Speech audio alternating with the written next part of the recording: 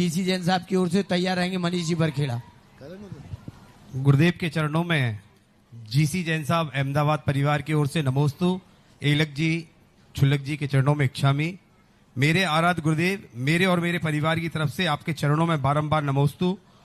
मैं ज्ञानचंद जैन थोवुंजी अहमदाबाद निवासी अत्यंत खेद के साथ यह निवेदन करता हूं कि पंचकल्याणक के मंगल महोत्सव में स्वास्थ्य अस्वस्थ होने के कारण मैं स्वयं सम्मिलित नहीं हो सका। तथापि मुझे यह पूर्ण विश्वास है कि आपका आशीर्वाद सदा मेरे साथ है। थोवुंजी के शिलान्यास के दौरान मुझे जो आपका आशीर्वाद प्राप्त हुआ यह मेरे जीवन भर के मेरे साथ रहेगा। आपके द्वारा कहे गए वे 3 शब्द मैं हूं ना और आपकी यह दिव्य छवि आज भी मेरे हृदय पटल पर सदा अंकित रहती है। गुरुदेव, मानो एक पिता अपने पुत्र से, एक गुरु अपने शिष्य से और एक भगवान अपने भक्त से यह कह रहे हूं, यह दृश्य वास्तव में अत्यंत अद्भुत और भाव विभोर करने वाला था। अशोकनगर में संपन्न हुए सभी कार्यक्रम अद्वितीय, अभूतपूर्व एवं अविश्वसनीय रहे, परंतु पंचकल्याणक का मंगल कार्य जो आपके सानिध्य में संपन्न हुआ अत्यंत अतिशयकारी और बहुउद्देशीय रहा। ऐसा प्रतीत हुआ मानो एक तीर से अनेक निशाने साधे गए हों। इस महोत्सव के माध्यम से आपने भगवान ऋषभ देव के असी मसी कृषि के संदेश को जन जन तक पहुंचाया। ज्ञान, तप और मोक्ष के साथ साथ आपने शिक्षा और उद्योग के महत्व को भी अत्यंत प्रभावी ढंग से प्रतिपादित किया। साथ ही धर्म के महत्व को भी उजागर किया। अशोकनगर मानो एक धर्म नगरी से स्वर्ग के समान परिवर्तित हो गया।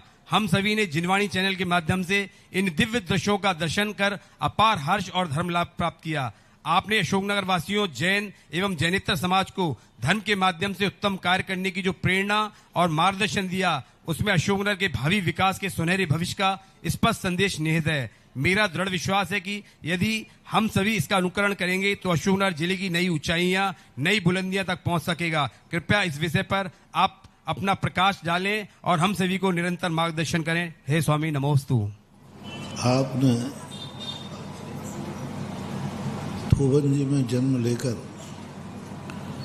और भौतिक विज्ञान की चरम ऊंचाइयों तक आप पहुंचे,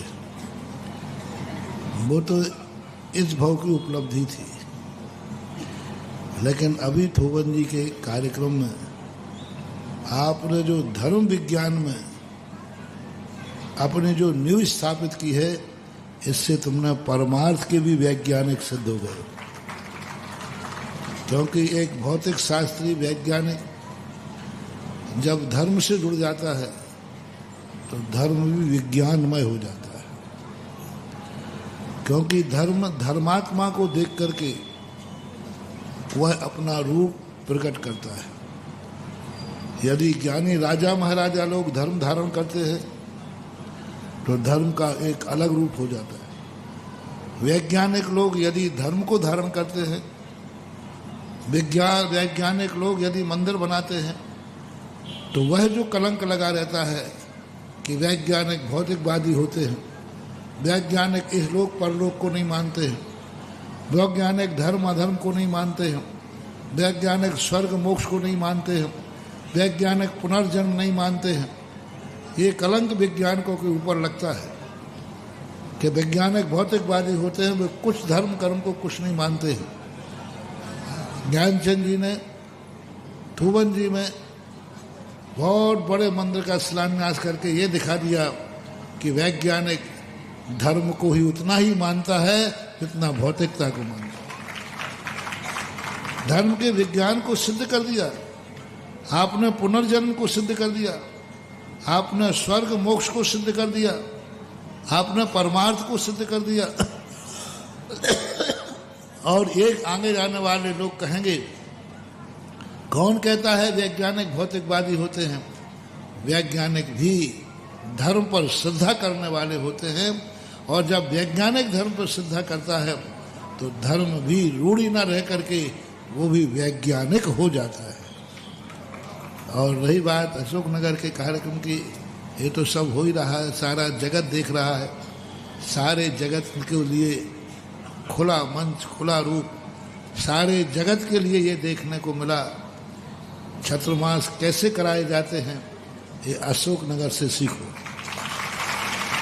पंच कल्याण कैसे होते हैं ये अशोकनगर से सीखो। शिविर कैसे लगाया जाता है अशोकनगर से सीखो। भागवानी कैसे की जाती है, जुलूस कैसे निकाले जाते हैं। तो ये सब कुछ स्थान हैं, ये मत समझना कि ललितपुर पीछे जा रहा है, वो भी अपने आप में है। सबकी एक अपनी अपनी मिसाल है।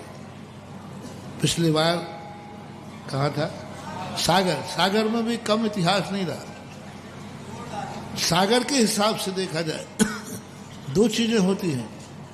एक वहीं के हिसाब से देखा जाए तो सागर का जो चतुर्मास हुआ, सागर की जो प्रभावना हुई, वो सागर के हिसाब से अद्वितीय थी। हाँ, ये बात अलग है कि अशोकनगर ललितपुर की प्रभावना अपने नगर के ही नहीं, भारत के हिसाब से अद्वितीय थी। लेकिन सागर आदि में भी बहुत बड़े, वहाँ भी अच्छी प्रभावना हुई, अच्छे कार्य हुए होते। अपनी अपनी कुवत, अपनी अपनी समर्पण के अनुसार हर साल हर व्यक्ति कुछ नया करने का सोचता है, वही विकासवाद कहलाता है। जिज्ञासा रखेंगे।